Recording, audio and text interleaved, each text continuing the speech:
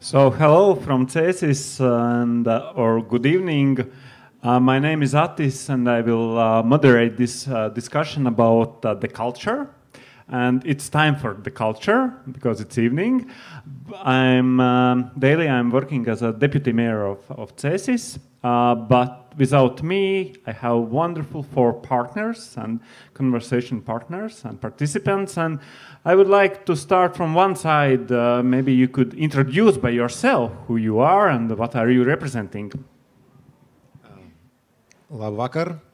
I am Mindaugas Reinikis and I'm from Kaunas, Lithuania.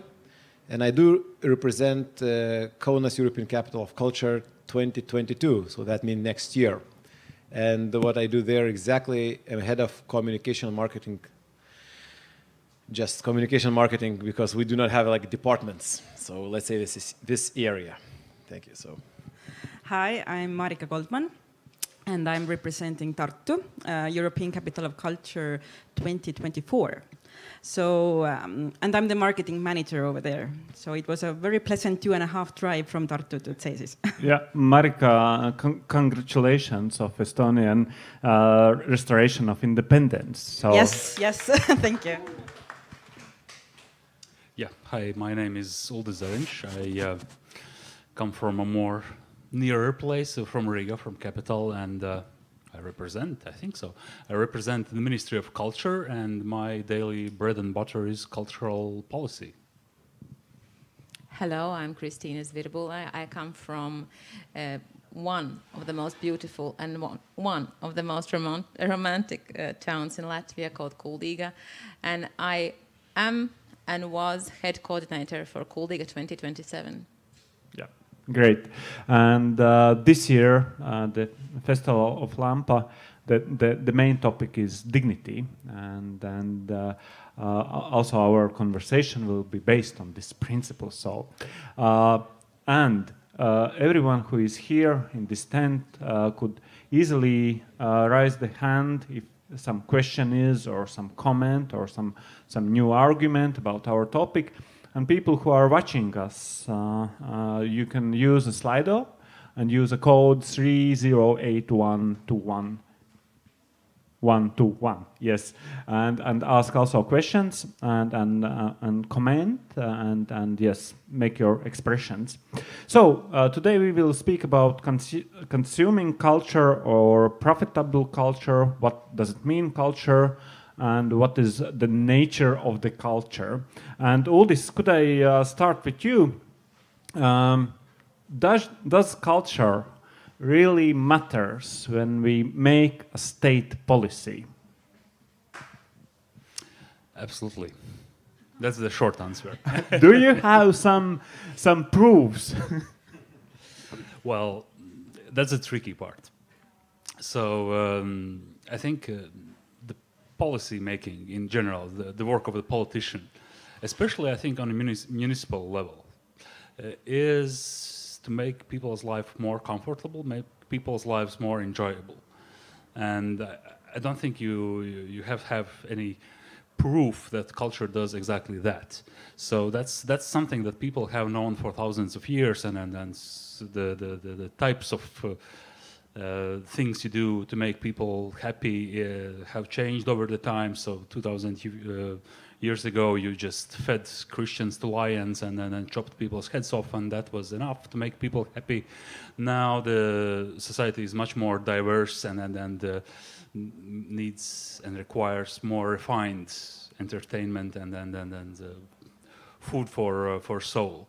But certainly I think that any politician worth its salt knows that, and that's on one hand is the way that why it's not very difficult to convince politicians that it's worthwhile to invest in culture. But then the trick is, how do we exactly know in what type of culture or in what type of cultural offering you have to invest? Because the possibilities are limitless, and it depends both on politician and on society in general. So how society expresses their wishes. So obviously it's easy to think that the culture, well, we will have one huge concert a year and just have fireworks at the end of it, and then we find everybody will be happy, which is, I think, very shallow and a very non-sustainable way to make people culturally good.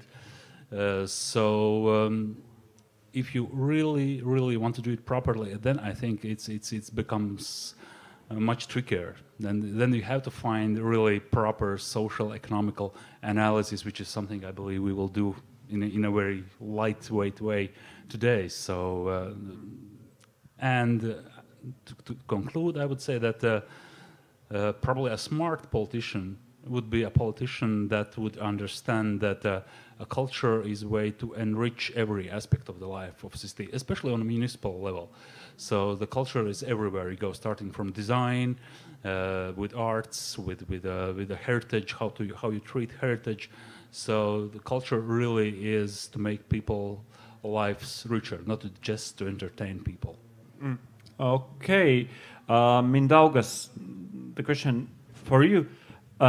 Now you are in the stage. Next year, Kaunas will be European Capital of the Culture. But this year and last years, you are investing in culture, I suppose. And you should to negotiate with politicians and decision makers to provide those investments in culture. How easy or hard it is right now, and what's happening right now in Kaunas? That is a complex answer, I would say. First, I would totally agree on the concept that culture is not just one concert per year in any place, and then we'll wait for another year and it's going to happen again. We do use the term, which is very trendy now in economy and society, it's sustainable. And sustainable is almost a swear word, but it is a very good word to describe what we mean by this. So if we start doing the sustainable thing, which is going to last and leave legacy, then it's the right thing to do. It's not one concert. And coming back to your question directly about Kaunas, of course, the roots of starting, of thinking, of having this thought, having this self-assurance that Kaunas might become European Capital of Culture, it came not from nowhere, it came from the belief. That's a very good topic for talking about dignity, that, guys, we can do it because we can be proud again, make America great again, so make Kaunas proud again, because Kaunas as a second city for several decades was a bit down compared to Vilnius as a third city. So this goes lot of interactions in that. So last few years, just before bidding for title, and once we won the title, we used to say that Capital of Culture has already succeeded in Kaunas.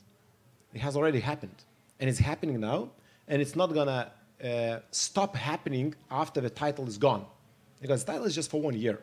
But we talk about pre and post. Pre gives us background to believe that we can do the concerts during the title year. And this belief also gives us a certain belief that we're gonna leave a legacy which will last in post-title environment, and that is sustainability. So to the second part of your question about the money, which is one or another way it's most important thing anyways. So the budget allocated regarding to the activities regarding to the title and to the European Capital of Culture, thanks God and our shareholders and stakeholders, has been approved and met, and so far we did not have big troubles while receiving it. That means talking about the state or municipality, because we have two stakeholders, a Kaunas City Municipality and Kaunas Region Municipality, and of course national state. Later maybe we'll talk about private sector and private sectors in how to say attachments or investments, and that's a bit another topic, because when we talk about politicians, would they be in the position to understand the need of culture, the purpose of culture, the value of culture, and for themselves and for the people, for audiences? I truly believe that the new generation of politicians, they do understand that already. Starting to understand, at least starting to understand. When we talk about the private business, in our region, we still have too few saying it. So that's also one of the topics we could touch today. Okay, thank you. And Christine, you were running for ECOC title, but what is the motivation of such small city? Because usually we use arguments that we should invest in manufacturing, roads, and different kind of such economics, but the culture is almost at last position. For Kuldīga, it was the decision actually wasn't that hard. Obviously, it's what Mindaugas said about the pride, that acknowledging that what we are, what we have, but basically what Kuldīga was about to tell to our inhabitants, actually, because the message first goes to our people. It doesn't go out to Europe. The message first always goes to local people. And the message was that we are celebrating a lifestyle of a small town, because the lifestyle of small town is the essence of Europe in our understanding. This was the first and core idea of why Kuldīga, the town who doesn't have a concert hall, who doesn't have a large stadiums and stuff, that we are brave enough to go for capital of culture, which is also partly resonates with what Mr. Zariņš said about the meaning of the culture in politics, because even though politicians start or sometimes understand the meaning of the culture, it is also very important to show it with real works. You know, we can say that Kuldīga is a fantastic place, there's a lot of heritage, we are all investing in this heritage, we are running for UNESCO title at this very moment. But then again, how long are we going to look in the past? We need to start to build the future. And that was basically, these were the arguments that we were going for when we started and decided to run for ECOC 2027. And looking back to the process that we already had, and what Mindaugas said, that we do really still need to remember, even though we are not going further in the process, the ECOC is not about 1 year, or after all, I must say that it's not about getting the title. It is a process. It is a process how you start to dig up your place, your town, your city, your region. Marika, you're representing much bigger city than Kuldīga is.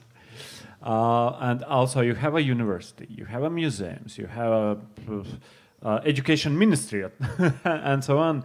Why you need the title? Because you already everything if we are looking that everything is good with Tartu?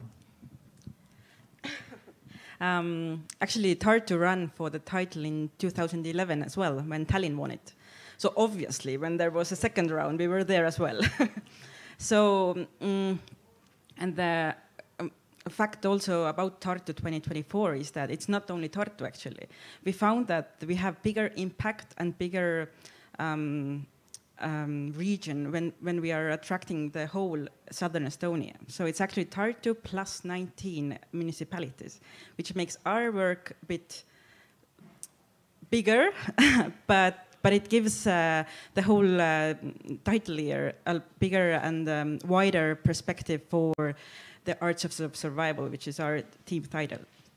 So I guess why we wanted to run for the ECOC, or the European Capital of Culture, was that we weren't that yet. So obviously we wanted it, and we had the very close finals with Narva, which is the border city to Russia. So both of the cities, we had, like, let's say the as you said, the cultural history with our city and with the southern Estonia. But Narva has the conflict, has the very hot conflict as being the border city of the European Union, being it has the very latest Soviet history. So the finals were really close, and we didn't know it by the end, like if we're gonna win it this time. So I would say that, yeah, it's not only Tartu, which is important to us, it's Tartu with southern Estonia, which makes actually, territorially, it makes it a quarter of Estonia. So we make it bigger. Okay, we talked that culture is like the thing about the society, values, and so on. But do you believe that culture is also a part of economics? And if yes, then why? Well, well, you looked at me, so I start first. Yes. Obviously, every aspect of our life is about economics. You know, us drinking water is an economics, because we are consuming the water at the very time, and so is with culture. But it also has a very many layers about that, because one layer is that we are doing like economics with the fact that we need all of this equipment. For instance, this is economy. We need electricity. We need something that we are wearing, and so on. And then economics is also our running process for bidding and stuff like that. About culture itself, we are already used at this time that we are speaking about the creative industries, about the businesses who have this creative approach as well, that we are this added value, so-called. But I think that when speaking about the economy, I don't know how to finish this sentence. The thing is that if you give or show people what they want, or what they need, even though they don't know it yet, this is already economy. And culture is about that. That would be my answer at this moment. Aldis? Well, first of all, thank you that you asked that if the culture is part of economy, because I can answer yes. Whether if you had asked whether culture can be business, I would probably say no. Well, it can. In some exceptional cases, of course, it can, but not if you value culture only from point of view of return of investments. So if you expect theater or orchestra earn their income without any state money, it doesn't work like that in any country. In Europe. In Europe, and in US, it's not state money; it's sponsors. But anyway, economy. I think it on a very big level, it can work, and I think both cēSIS and kultūra is a perfect example of this concept. If you make culture centerpiece of the identity of the city, it works, in my understanding, in such a way that, well, it's no secret. We are living in a dwindling society, and municipalities are competing for inhabitants, for people who live there, who want to live there. So they have to find a way to attract people, because people are, well, people are what make any business tick. And then people are paying their tax, and then individual income tax goes straight to municipality. So people living in a municipality is their currency. And you can find different ways to attract people. Of course, there is nothing wrong with, you know, building huge Coca-Cola manufactory or something, attract thousands of people working in the factory. Totally fine, nothing wrong with that. But if a municipality chooses to say that, well, culture is part of our identity, you tend to attract certain type of people. It's obviously not for everyone. So you maybe attract, you know, hipsters, new entrepreneurs, highbrows, elite, whatever you call them. But they generally tend to be pretty well educated, people of pretty good income. And so that's one way to attract actually good audience that you have, because culture is what they need. Before I'm giving a voice, Marika, then yes, cēSIS example is what we see, that some of business companies are moving to cēSIS because of the cultural life. Of course, also because Riga is very close, and of course we have good education, but the culture is one of the point, because high educated employee, they are looking for culture life, they are looking for nightlife, and so on. Yep. Please, Marika. I just wanted to give you an example from the southern Estonia, which is district called Setomaa. It's 200 plus kilometers from Tallinn, so it's, you know, in the very periphery. And 10 years ago, there were villages that were, you know, empty of people, and they have their own inheritance. They have their own culture. So it needed a couple of families to go there, to find their roots there, to start building the community. And now, like fast forward 10 years, every other Estonia is thinking, maybe I have some roots in Setomaa, because we want to belong there. You know, we want to have the property there. We want to have some connection with the cool region, which is like in very far away from Tallinn. They even speak their own language. They have their ethnical dialect. So through culture, it's possible to enlighten a region if you have those spark people who want to, you know, move in there,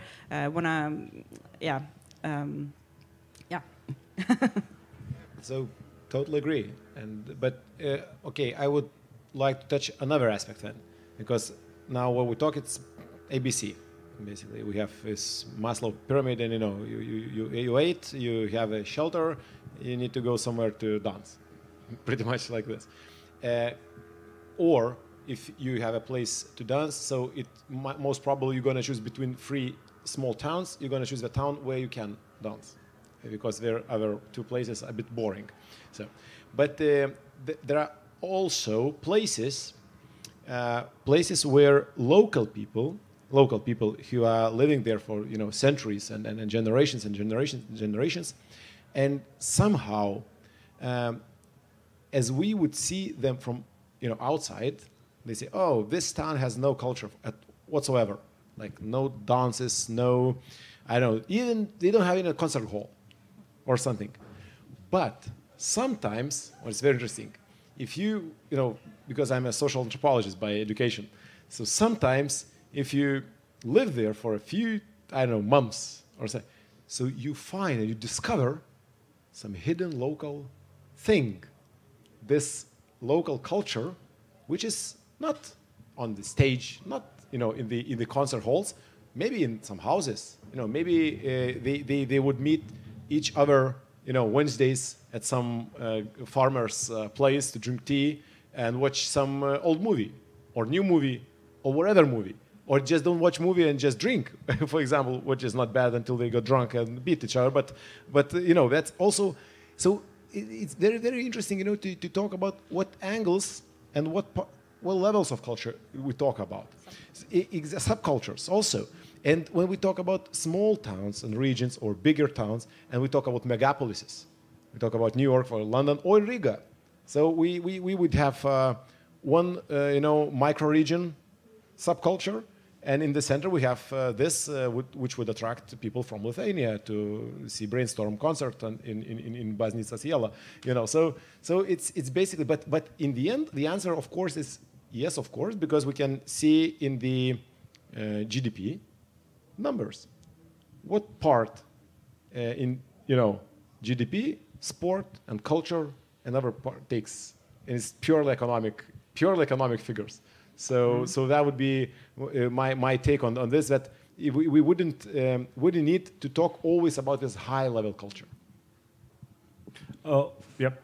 I just wanted to add a little bit about because I find it really, really close to our actual concept of the Kultūra 2027, and that was actually noted by the jury that it was obviously quite a surprise that we took culture concept so broadly, starting from the culture that we understand up to the anglers that we believe are the part of the culture of Europe, part of the culture of our small town where the river runs through. And we believe that these anglers are our anthropologists because they know the culture of the place much better than we do, and they represent our culture, and obviously also everything that comes with these the cultures that are not industry, but people who represent with their lifestyle. Like I already said, these are the part of the economy as well. You know how many things do you need as an angler? It's like a big capital. Yeah, and if I may, that's also, I think, part of why it's so sometimes difficult for politicians actually to decide on which aspect of the culture they want to develop in their place and in which to invest, because it can be so bloody different, because people are so different and the society is so fragmented. So I really hate that somebody talks, including minister, for example, that no culture, we should support opera because it's a cornerstone of our culture. Well, that's just one point of view. So weaving or whatever, country music, it's whatever what makes people tick. It's whatever that makes people happy, that makes people's lives better. And as a politician, obviously, you have to choose which part of a culture is more to my liking and which resonates more with the community I'm serving. Uldis, I have a question. Do we have data about this part of economics? I mean, culture. What is our export of culture services, or what is GDP provided by culture, and so on? Do we have, or we still have problems in this field? Answer to both questions is yes, which means we have data and we have problems. So it's not easy. First of all, it's statistics, and one thing you learn is you never trust statistics because you never want to know how they are made, because they are based on NACI economical activity codes, and God knows how the companies actually choose their codes, and so they are probably not very precise, but we have data, and for Latvia is actually above average in terms of GDP earned by the cultural sector and export as well. Good. Yes. Comparing with other European. With European, yeah. Okay. Okay. Let's talk about the culture dark side, because we are only speaking that culture we need, and it gives this and that. Let's talk about dark side, and I mean dark side gentrification. How to manage this one, because culture and creativity and creative industries as well is fighting or even making the processes we call gentrification. It means that living here is coming more expensive. For example, cēSIS, to get an apartment, it's a very big issue. Our housing market is heating very fast. How to manage this? Because I'm looking to you. Yeah, Mindaugas. Starting from a totally Kaunas experience. I'm from Kaunas, and I was born there and then grew up there and went to Vilnius for studies. And simple example. 3 years ago, I could buy a very nice interwar modernism apartment in the very, very center of Kaunas, in a perfect Laisvės alėja, the Freedom Avenue, which is the longest pedestrian street in our region, and there are a lot of locations of Kaunas 2022 will be with high ceilings, 4 meters, 420 big rooms, original parquet, and which was not ruined by these communists, but it's for 1,100 euros per square meter. Now, first, you wouldn't find one. I mean, second, you would pay at least 2,000, and that's few years. So by percentage, it would about 100% up. And what we know also from other European capital cultures experience, from ECOC experience, that especially real estate is going up after the title, especially during the title, both ways, selling and renting. So that's one thing and one issue. Now, we have to look at this issue from two sides.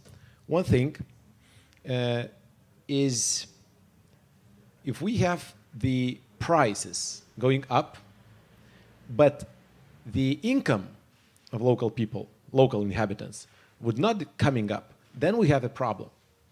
Then we have a problem, of course. And we see that in various cities, especially like in London, in Berlin, and some cities, they even, locking the prices just to keep it from the expats who coming and have money because locals cannot afford it, of course. But if I would be more optimistic, I would say that together with the influence of more things, of culture, of creative industries, also attracting businesses, attracting things, then income of local audiences also rising. And then it's a good thing. It's normal, decent thing, it's balanced. So how to avoid the first thing when locals are being expelled because they cannot afford it anymore from the, some places they used to live for generations? I don't think anyone has an answer. We have a lot of theories. We read it. Sociologists, economists, urban theorists, they do discuss about it. They do debate about it. But market is a market. And if there is some demand for a good thing and the value goes up, so what to do? It's going to be for sale. And if your third generation, would not keep the pace with your salary, and that's a harsh thing, of course. But I would not have an answer how to stop it, because I doubt that anyone in the world has succeeded. Maybe the examples. No, I just wanted to give you a silver lining that would make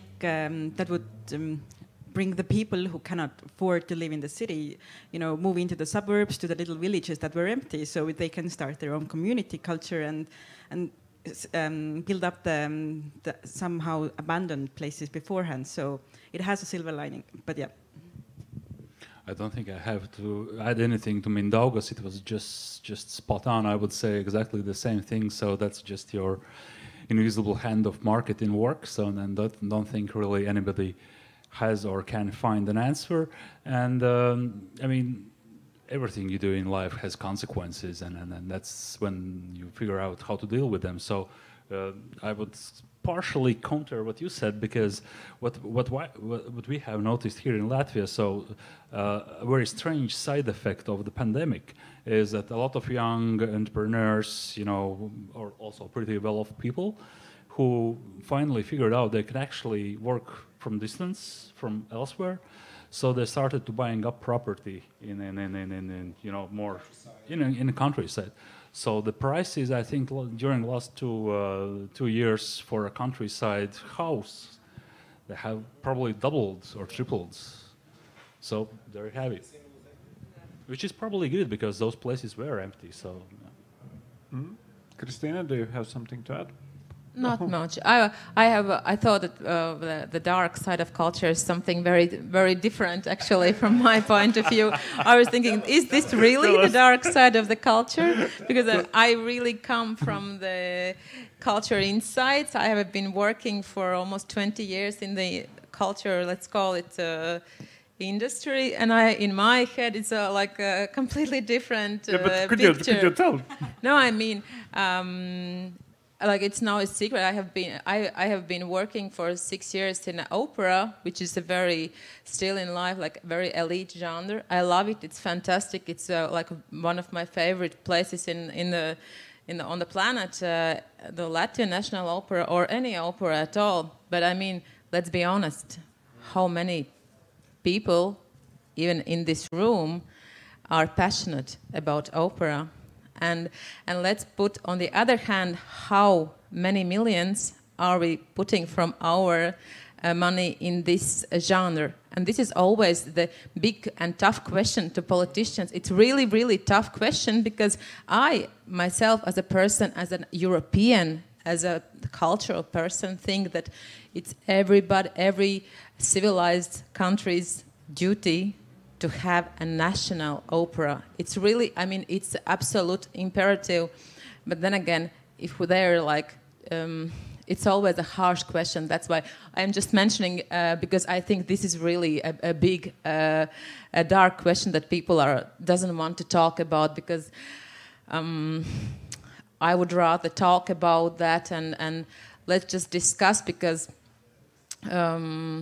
this is also a part of the education. This is also a part of being civilized place. I am not consuming all types of culture. I have my taste, and we all do, you know. And then there is this hard, always this hard question: which of this big spectrum of the culture the state is going to subsidize? And then they are always guilty for not giving enough and stuff like that. But I mean, this was my idea of the dark side of culture. Thank you for brief synopsis of my life. Because well, luckily I'm not a politician. I don't have to make the decision. I just have to implement them. But that's our daily life at the ministry. So how to figure out whether opera needs more money, or a song and dance festival, or we also, as every civilized nation, have to have acoustic concert hall and then museum of modern art. And well, and then again, that's internal competition, and whatever decision you take, you're gonna take beating. And then from the other side, you see there is external competition. So how do you defend that the culture needs more investment than, for example, healthcare during time of COVID, or than investment in the roads, which are in Latvia, well, probably not in the best shape, or investments to build a border when there are, you know, people coming freely from Belarus. And so. Yep, Mindaugas. Yeah. Just again, it's very much resonates with the topic of dignity or being proud. And sometimes I think of such examples like national airlines or national currency, you know, because you feel, you know, proud that you have it. The cost is a bit other thing. So we need to separate the cost. It's the same Independence Day, and if we would, you know, try to evaluate the cost of independence, like in 89, 90s, most probably if we would have an Excel then, and our parents would have an Excel, and they would count and say, dude, no, that's too expensive. Let's keep silent, you know, or vice versa. But this also goes to different levels. When we talk about national, take it opera or ballet or national museum. And then we go to the local communities, to municipalities. How come we don't have a city museum? How come we don't have a doll theater? Let's say Priekule they do have their own, cultural house. Let's build it here. And you know, two towns like 5 kilometers away, and there's 500 people and 600 people, and 2 cultural houses for 10 million euros each. it's the same, I think, in Latvia and in Lithuania, maybe not in Estonia, I don't know, but you know, if they can, why can't we? So this is about this you know, about our neighbor, and again, this is very close circle. Sometimes it goes just to the circle because for politicians and for your bosses, it's extremely difficult. It's extremely difficult for someone who's elected in that exact Novadas say that, guys, it's not worth for us to have. You'll be not re-elected. It's very simple. So that's the dark side of not just culture, but the choices, I would say, of people.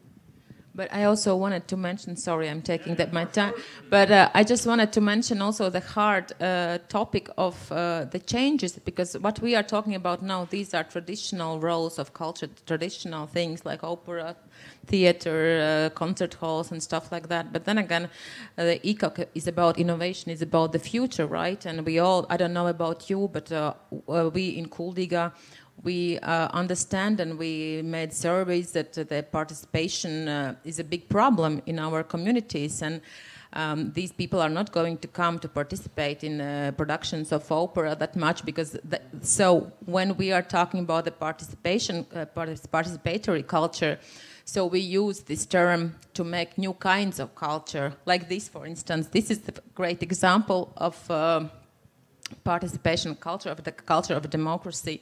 In Kuldīga we have our Festival of Democracy just newly established, and these are the new forums that we need to start to evaluate and to elaborate at this moment, because one thing is for sure, for a long time we will not be able to ignore that new things are shaping already. The culture is changing. And for instance, I was also a long-time participant in a youth square Kammer, and with working with his high-level musicians, with Māris Sirmais, with Gidon Kremer, with a lot of people in there. And I remember that during this the time when I was singing and then I was working as a manager there, the process of song and dance celebration started to change, because it used to be only a cappella festival, and then you start to feel that people also like that they're accompanied. It's at some point, it's more melodic, it's like not so difficult, and you start to want, you know, who doesn't want to sing and to do this, I don't know, English word, you know, you all want to do this. So it starts to change, and we need to find a balanced way how to include in our agenda, and I think it's also quite difficult times for you, absolutely. Yeah, sorry, Atis, for just bringing this discussion elsewhere, but Marika was first. Yes. Just a small comment to Kristina.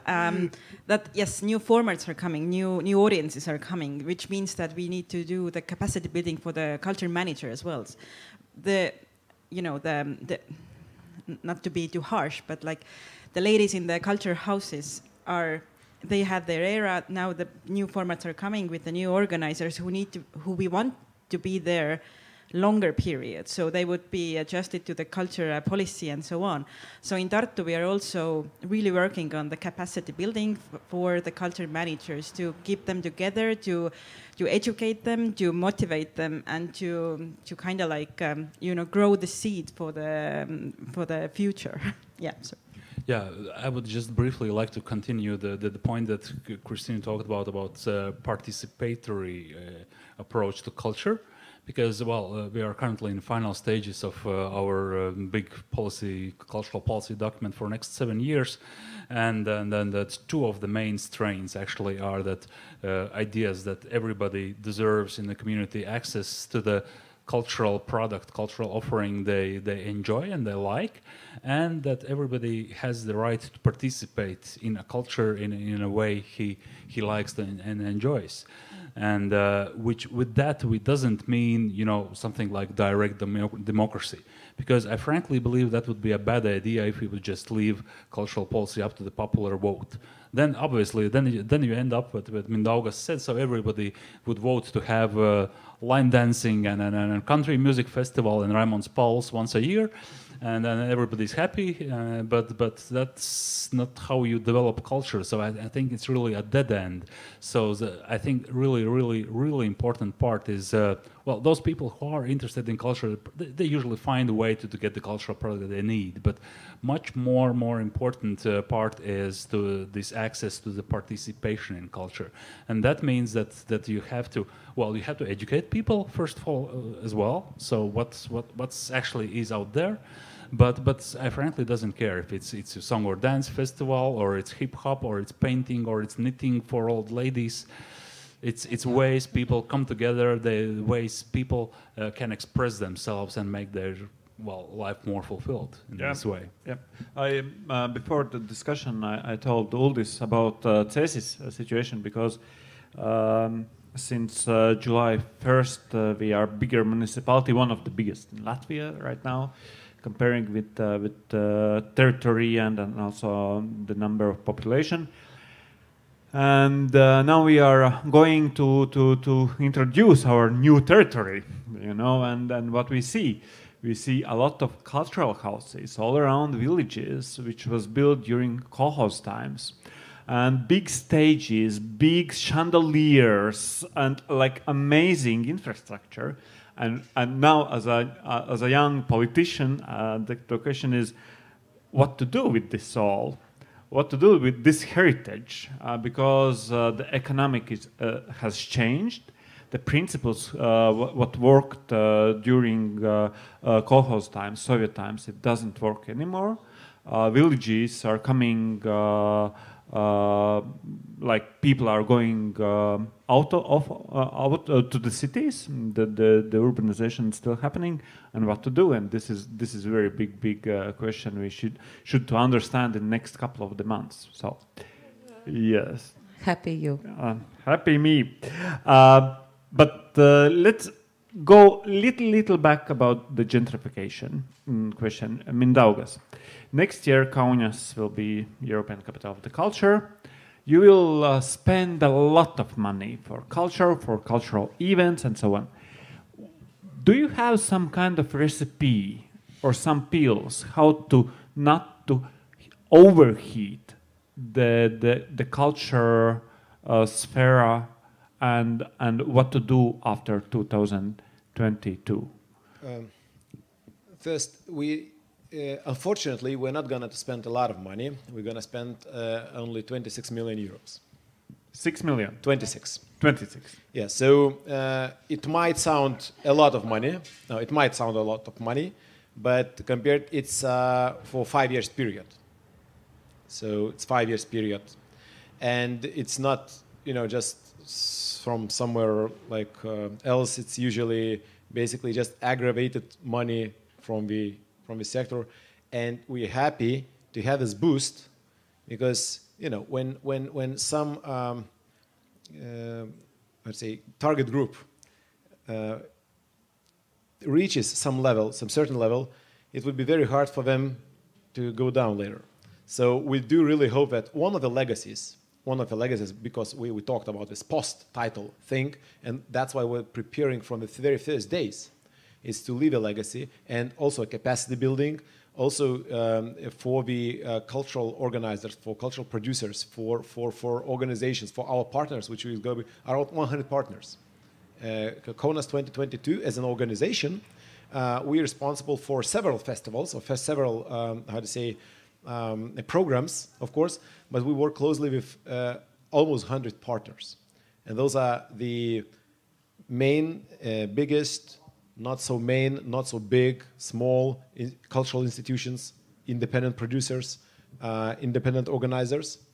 And while working together, we hope that all this community, we not just get the financial, influence, but also the practice, the capabilities, competencies, and building up the core things we need and the community needs to thrive later.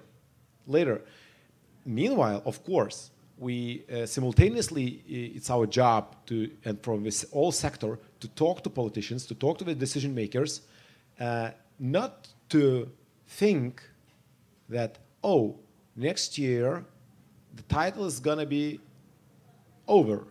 There's going to be the closing ceremony. So, let's discuss about the budget 2023. No, definitely not, because it's so much to continue, and one of our hard rock arguments is again sustainability. We don't want to do fireworks one time, and basically we're not going to do fireworks almost at all, because majority of money, absolute majority of money, goes into the building the capacities, into organizations, into communities. So what do we believe, and we really believe that the change, which is going to be created throughout all these 5 years, not just 1 year, but all these 5 years, hopefully will be enough for the whole community to thrive, further and just witness the change which has happened. And that's why we say, and I totally agree with what we've been told before, the capital of culture has already happened.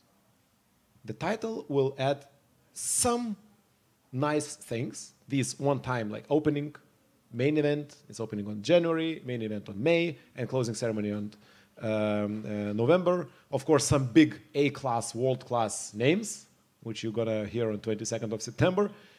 But they would come and go. And this would be, like a sugar or some top of a pyramid. Yeah, cherry on the pie. But the whole thing, the main thing, the basics, the background is going to stay. And that's why out of these 26 million euros, the absolute majority hopefully would be the change-making money. So that's one thing. And second thing, of course, we do hope that the politicians or decision makers, not just in municipality, in the both Kaunas city and Kaunas region, but in the national level, also would be, lifted up by this understanding that as much you invest, the ROI is also coming back. So that would be, of course, it's an optimistic view. We'll see how it goes. Definitely, no one again. We have elections, municipal elections in 2023. We have national elections 2024. We'll see, but hopefully. Yes, I just remembered cēSIS concert hall, which is actually cēSIS concert hall is the biggest public investment last years, and it's happened in culture, not in like other like roads. But 2019, I think 2018-19, there was independent research provided by Ministry of the Culture, and this research proved that cēSIS concert hall is generating +2 million in local economy, except and those millions are in tourism, in leisure business, and so on. So, and cēSIS concert hall was opened 7 years ago, and after 7 years, we would say this money is back to economy. Very good ROI. Yes. Like in 7 years. Yes, and that's good example. But we have also questions on Slido, and Via is asking. She's asking in Latvian. I will try to translate. And I actually again will ask to Mindaugas, because you are pretty close to ECOC, and maybe you could also answer. The question is, what do you think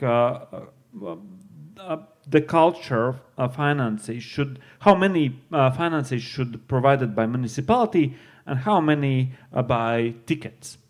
And I suppose you have some kind of calculation for next year, how many you will provide by, yeah. That is a so tough question. I mean, I would not answer. I mean, could not, definitely. Because I could talk theoretically, take an example, so for example, for some basketball clubs and some theaters, for example, but I don't think there is a right answer. In my personal view, because I don't have this cultural background. I came from business to ECOC, but wishful thinking would be a self-sustaining organization that they have some certain amount for salaries from the state if it's state-owned, but all other things, development, etc., they can send from their extracurricular activities or from not business but from the actions, from sales, from merchandising, etc., etc. Well, that might work in big markets, and that goes with sport as well. In Lithuania, in Latvia, and Estonia, I would be very, very careful about that. And there are a lot of wise guys from business and say, go and earn money. Guys, there are 5 spectators for your play, and they're gonna pay for 15 euros, and you're gonna what 75 euros. You make one play per week, so per month you get what about 300 euros income. So it's bankrupt. That means, of course, if there is a state owned, sponsored, or municipality owned sponsored, I think that now in reality it's 80 to 90%.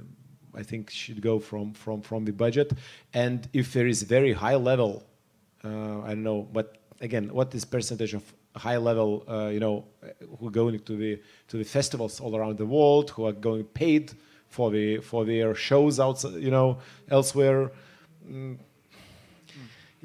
I would say in reality, maybe 10-15% would go from the sales and others, but we need to check the numbers and stats, and we need to check the books again. But there would be no exact answer. I say it now. Yeah, but if we are earning so little tiny part, why we should then invest in the culture? That's an example of your cultural house. I mean, you might not earn directly, but your product or your organization might help this region, this town, this area, for attract people. They spend. Now we came here to the Sarunu festival, and we ate steaks there in this cafeteria. We spent 25 or something euro. It's plus 25 euro. There would be no plus 25 euro if we would come and we wouldn't talk here, etc., etc., etc. So that's basics. But that's why we need to look to the culture the same way as we look to all other industries, not separately, because everything is very interconnected. So one theater, if it does not earn money for himself, but he can have a lot of added value from different reasons. Simply giving back dignity or proudness of the people who support it, and they can say, oh yeah, I'm from that and that city, and yeah, we do have opera house, for example. So that's also not very measurable, but it is one of the criteria we might talk about it from that point of view. Yeah, I just remembered one research, but it was research made by one music festival in UK. I suppose it was UK, and the questionnaires they asked for visitors were very, very interesting. Not only how many money you spent those last days, but also, for example, how you had sex during a music festival, or how you have had some inspiration, how you had think about your new business during the music concert, and so on, because it all generates the mood of the society and people, and it helps for economy. But Yeah. sorry, I will just to drop a little provocative note here. Because this is also a very basics. Obviously, we always talk about that. Yes, per se, culture always doesn't get the first reaction by money, but there is this thing around. But what about the part of culture, like, I don't know, Kirkoro concert? Who does it all? And who are those people who say this is culture and this is not culture, even though there is a big part of the society who enjoys this culture? And this is just question up in the air, because I don't have answer myself, because okay, perhaps I'm not gonna tell, but perhaps it's not my taste, but maybe it is. And why I should spend full ticket price and state does not subsidize this Philips concert for me? And then again, there is something that is subsidized because it doesn't earn money, and someone told that it's good. I mean, this is the question in the air. I mean, Yep. Because for Kirkoro, it's all the business, and he is one of the richest, musicians. yeah, but it's not bad thing to be businessman. Yeah, for sure. By the way, it's a funny story, because Kirkorov is not allowed to Lithuania because of his. It's just an example. Yeah, but it's a good example, because we had just recently such a thing that this company who was organizing this concert of some, and this pandemic, and we had this cultural fund, which is of course as everywhere and for everyone was not big enough, and well, not money enough, But cultural organizers, they got some subsidies, some part of subsidies.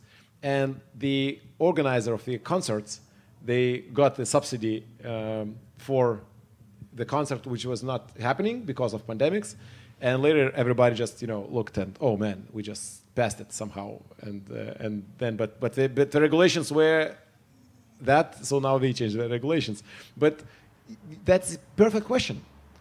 Who has the right or competence or, I don't know, guts to say this is good culture, this is bad culture, or this is a culture we need to support, or this culture needs to earn money by itself? Nobody knows. An easy answer. That's Minister of Culture who says it. Yeah, I mean, we found the guilty.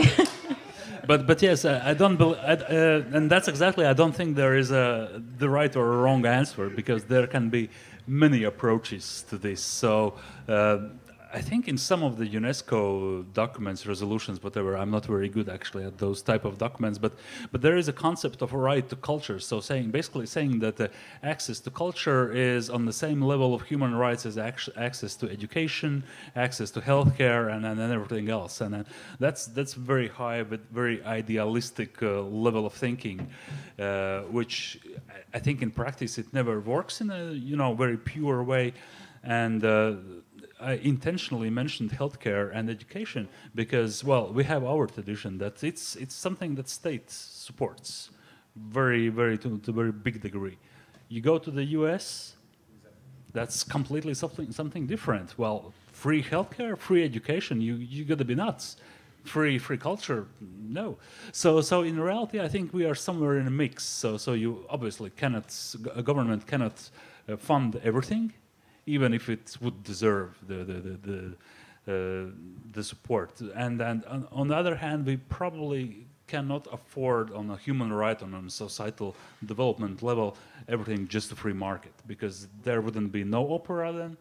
There would be just Kirkorov, and I'm not sure if we would be a better society. But we have a great example from states, for instance, yeah, right?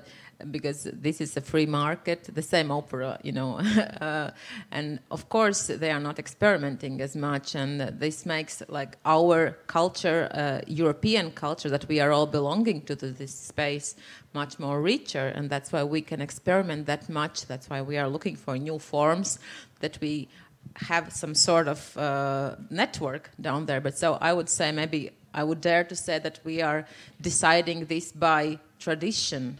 But it's a slippery road, because this tradition is also changing, and someone has to say, okay, now we have reached the point where this tradition is changing. So that's absolutely true, and then that's why I also find it slightly dangerous. So we tend, we are all people of culture, we tend to think that, well, culture is self-value. You cannot actually ask, so why culture is important? It's just a given. But I think it's important to ask the goal of the culture, and there can be many goals: to educate, to entertain, which is totally fine, but also to ask uncomfortable questions, which is the role of the modern art and modern theater. So that's something which always will need some kind of support. So maybe there are types of culture which are meant to entertain. Okay, if people can afford to buy it, it's fine. But it's, as I said, it's not much different than 2,000 years ago chopping people's heads off. So, but if you want to have art to change society, to ask uneasy questions, important questions, then you have to find an environment how these people can experiment, and that's the big difference, probably. Mm-hmm. We have more questions here, and one question is what role libraries play in developing cultural life in your cities? Starting from one side, maybe. I don't know. In Kuldīga, library is a very central place, starting from the venue where it's now settled. It's the former synagogue that was rebuilt, I would say, renovated basically, because during Soviet times there was cinema theater. Obviously, it's a central place. It plays a major role in seminars. The library itself, it's a whole industry. You know, it's not just the bookshelves there. It's an industry with the events of. I mean, not just the library. Community itself, they have the meetings with authors. Yeah, I mean, it's a huge impact in Kuldīga, I would say. Yep, Marika. Yeah, it's a good question actually, because in Tartu there's a big debate on the new library, because at the moment we have a library house with a lot of books, and it doesn't have enough space. It doesn't have the right space and the terms and everything. So there is a debate on building a new center of culture in the center of Tartu. Which would include library, which would be exactly what you said, that it's a hub for seminars, it's a place for entertainment, for people to go just there, as Oodi is in Helsinki and in Riga library as well. But we have elections coming in October, so that's the hot topic of it. The opposition is against it, and because it will be placed in a park, so it will cost some trees and so on. So it's a good topic to debate about. But currently the library is not in the best shape in Tartu for sure. Yeah. In Kaunas there are four types of libraries. One, it's a national libraries affiliate, like a building. So the biggest one, they're gonna be renovation this year. So I think it will be turned as well as to this modern library, which is not just a shelf of books, but also this cultural center and center of cultural life, etc. So we have municipal libraries, a network of municipal libraries throughout all the city, and main of these are already renovated and really nice, and they do a lot of things extra than just issuing books or letting seniors to use the internet, etc. Then there are universities libraries, because Kaunas has Tartu also a university city. We have a number of universities and colleges, so each of it has their own library, which is basically for students, but usually you can, as a citizen, you can get this ticket and use it. And of course special museums and special libraries in these museums, and they belong to the music, like for pharmacy museum, etc., etc. So And of course, I understand the question is about public libraries, mainly about the state or municipal libraries. So basically, yeah, all of it turns not just to the book issuing places, or where you can read newspapers, or seniors would come use the internet, but also a lot of education things, a lot of for children, for elderly people, and some, I don't know, lectures, seminars. So basically, like multi complexes. That would be, I think. And just to comment about the earlier, the Tartu Library topic, that if there will be a decision to build it, it will be the legacy of the ECOC year. So for us, for me personally, I really hope that we are going to have this new modern building in the center of Tartu. But yeah, we are not directly connected to it, but it would be the physical legacy of the title year. May I ask, was it in your program when you first issued the bid? It was mentioned there, but yes. So it has been on the table for a longer period, because the need for the bigger rooms for the library and the art museum is a problem for a longer period. So yeah. I'll just offer a quick take, and because I could take forever, because I'm a librarian and I was responsible at the National Library for the development of whole Latvian library system. So, but libraries are in really interesting place now, obviously, and no library is no longer just bookshelves and that's it. But also there is a trend, we talked with Atis before, that merging the library with a client center for municipal services and so on, and then it's an interesting process, but the reality is that the library as a physical place, also in the new places where new great modern libraries, they tend to merge with all kinds of other functions, culturally, the cultural spaces and whatever, which is a slightly dangerous road. But I think the libraries will be in a fine place if they will remember that their core mission, actually, they are not institutions of cultural space but of educational space. And the way the society now is fracturing, and the way the misinformation spreads and everything else, we see that the society needs education, needs safe, smart way to access knowledge, not information actually, not facts but knowledge, to learn, to educate themselves every day. And then that's something that libraries can help to do to every member of society on an everyday basis, whether it's physical, digital, doesn't matter really. Yes, in cESIS, in this new municipality, we have 26 or 28 libraries. So the library network is very bright. And then we, of course, we are thinking what to do with this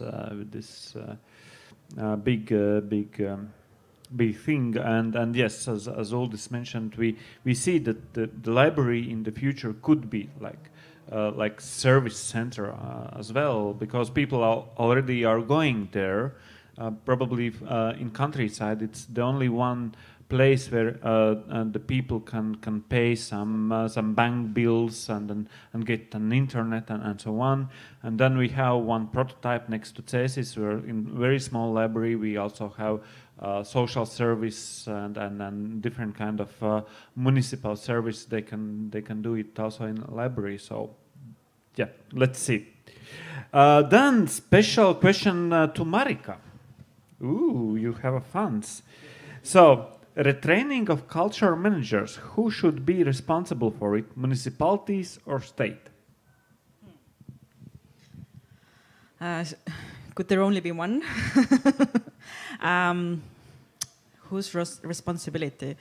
I can't choose one or the other. I think I guess it's a combination that the state would provide the first finances, and then the municipality would give the options and the sort to say the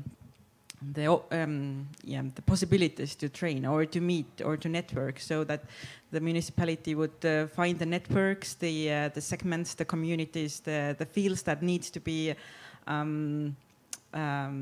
enlarged, so to say.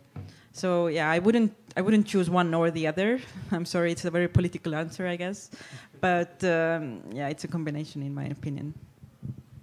Okay, thank you. Do we have any questions from audience who is here? Maybe.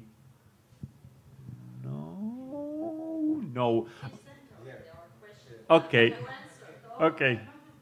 Okay. Yeah. Yeah. Maybe I have one. I haven't thought about it fully, but there was a discussion before that. Okay. Hello. So there was a discussion before that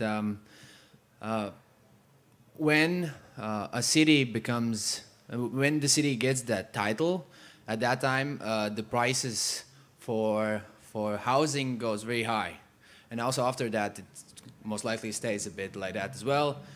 And is there maybe, I don't know, what are the approaches how to deal with that? Should we, like, if we know that a city will get this title, should we start making houses and, I don't know, somehow just making sure that there are more places to live? I would think that we would come back to this topic we've been discussing before. Again, this is the theoretical approach. Yeah, we do see that, but in reality, in our region, in Lithuania, or in Latvia, in Estonia,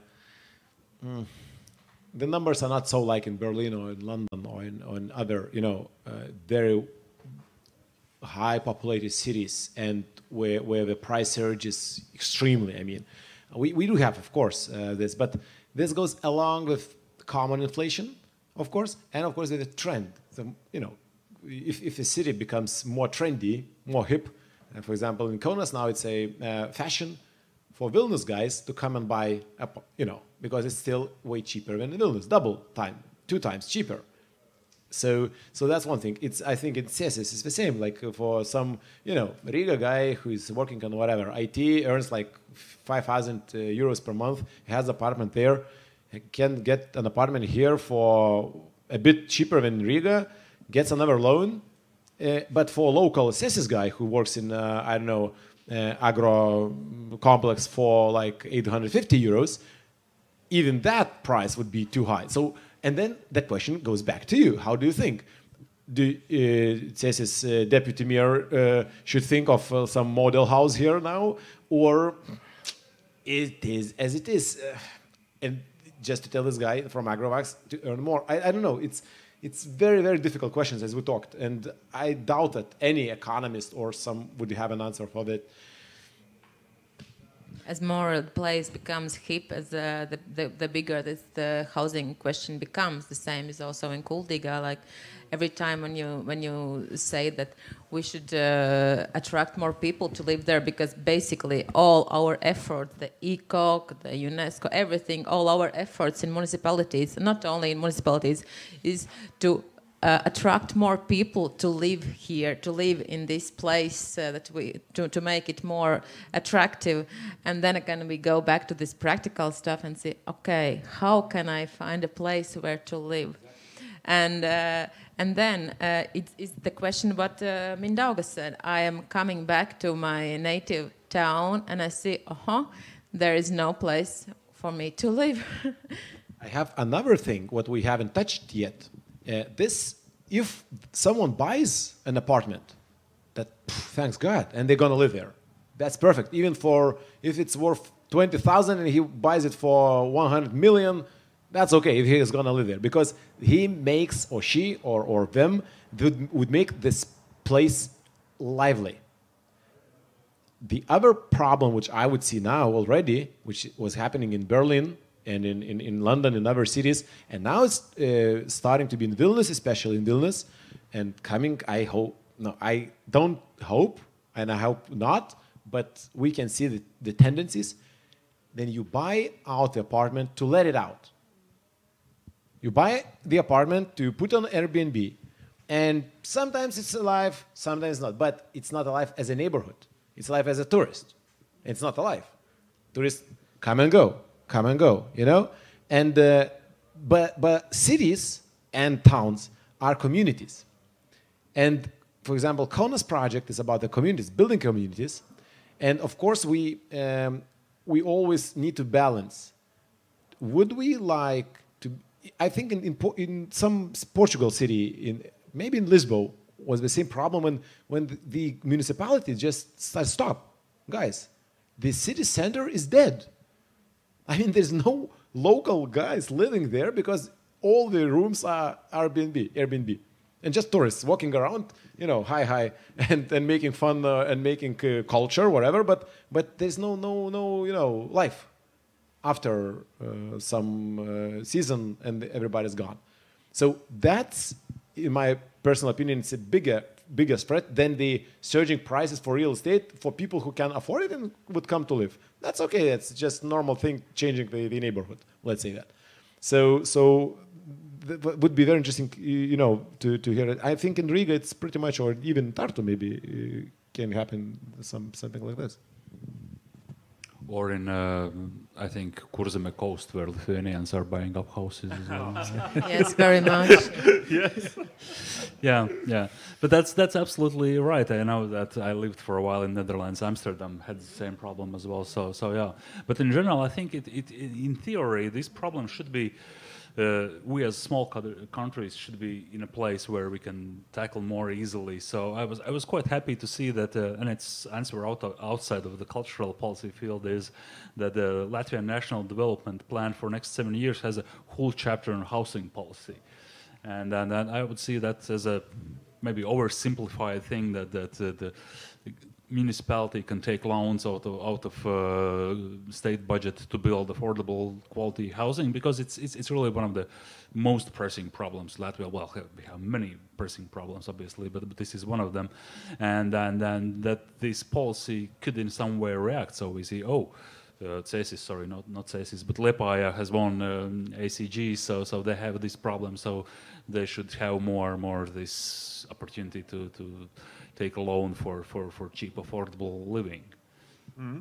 So the time is running out, and I suppose some cities who are still running for ECOC title are watching our discussion. So Mindaugas and Marika, maybe you have some kind of tips and tricks for cities who is in the second this stage. What could you give for them? Very, very short. Not about winning, and not about disappointment if you don't get the title. Because once you set up a program for bid, the bid book, and if it is realistic, if it's really what you guys thinking and want to do, you can do it without any title. And that's a win. And it's even easier. You don't have to hustle with so many stakeholders, shareholders, and you're not pushed by the deadlines or something. So only 2 tips. Don't be very disappointed if you are not going to the last round and making this title. But if you do, start public procurement now.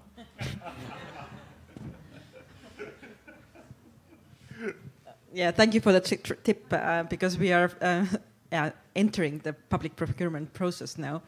I would just, I completely agree with Mindaugas, but I would just add that communication is the key role. Communication between your team, between your municipality partners, and gather the when you believe in your bid book, your program, and you have together with your team set up a program, then just communicate and talk about it, and just engage the more partners from the city, from the municipality, from the government, and so on, so that stay positive and communicate. Can I ask additional question to Marika about your previous bid? What did Tartu took with itself from its previous bid of ECOC? From 2011? Yep. Sorry, I don't have an answer, because I yeah, I don't have an answer for that because I Even don't though know. if you were not there, but maybe it's some sort of, you know, small legacies is there, or they didn't cut it completely. I think there are not too many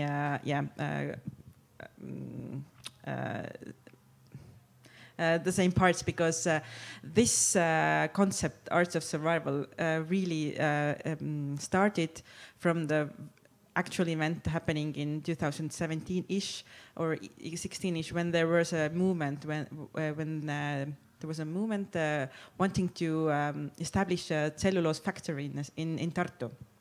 And that kicked off the programmers. That kicked off the people, the community, and that sparked the Arts of Survival program.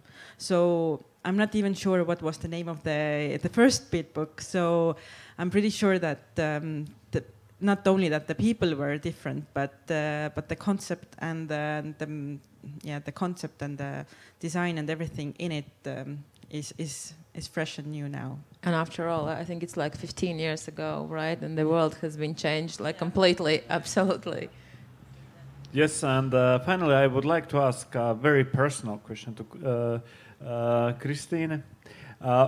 If there would be possibility in 10 years or 15 years if someone would ask, could you please come in our team to prepare a bid book and manage this process, would you agree or disagree? Thank you. I have actually thought of that because I think that I am I would say that I am in a committed relationship with this eco process, and now I have this whole process of how to deal with this situation, and I'm going through all the phases. First is like never ever, I will never do this again, it's too traumatizing, and you know, I put myself out there, oh my God, never saw my kid, but now, I mean, it heals pretty fast because I love what I do, I believe what I do, and I believe in the city, I believe in kultūra, and I don't think that this has been time that has no use in the future. I believe that what we did with a passion, it's not me, myself, it is with a team, with a community. What we did together, especially during pandemics, is remarkable, and it was, after all, it was our first effort. We know that we are one of the smallest towns that has ever applied for the ECOC, actually. So we are, there is all reasons for us to be proud of what we have achieved so far, and nobody is taking away our program from us. Like really, nobody is taking it away, and we are already looking how to implement it in our further cultural life, society life, because like I said, our program was questioned whether it's too ecological, not too cultural. I mean, these questions may be asked from the panel, but there is no place for these questions in a real life without like restrictions, because the ecology and other spheres of our lives are deeply connected. So yes, we are going to do stuff very much. Thank you very much. If I may, I don't think really that, well, really from the point of view of cultural policy, that there will be any losers from this process, obviously. Because we know that, for example, cēSIS and kultūra, in the context of ECOC, well, it's not bloody Olympic Games. So really, it's not the best, whatever you define the best. So it's really, and it was said actually in the foreword of the, you know, the document the jury prepared. So what we did is we didn't evaluate the cultural life of city or something else. What we did is we evaluated how does the bid book fit requirements, and that's it. And we know that, well, we are completely aware that cēSIS and kultūra, we know that these are two cities which have really culture in the core of their long-term development plans, at the core of their identity. And I don't think well, it obviously hurts, but I don't think in the long run it will change everything for you. So we in Riga, we are absolutely certain that it will be fine. Thank you very much, Uldis. And yes, we should celebrate life, and some cities are celebrating, and Kaunas will start already next year. And yes, I would like to invite everyone tomorrow, 10 o'clock, in this tent will be a presentation of Kaunas plans for next year. Kaunas will present the program and so on, so welcome. And what is very important, that this event LAMPA is for free. There is no any fee to come in, only COVID certificate. This is our ticket. So thank you very much. Thank you, my conversation partners, and it was great pleasure to speak with you and to spend 1.5 hours on Friday evening, late evening. I think we missed just one point. We talked a lot about the price of real property, real estate, but we didn't talk about the price of beer. What happens to the price of beer? Because that's a very painful memory from the first ice hockey championship in Riga. So I hope that price in beer will stay okay in Tartu and Vilnius after ECOC. Yeah, hopefully. Thank you. Bye-bye. See you.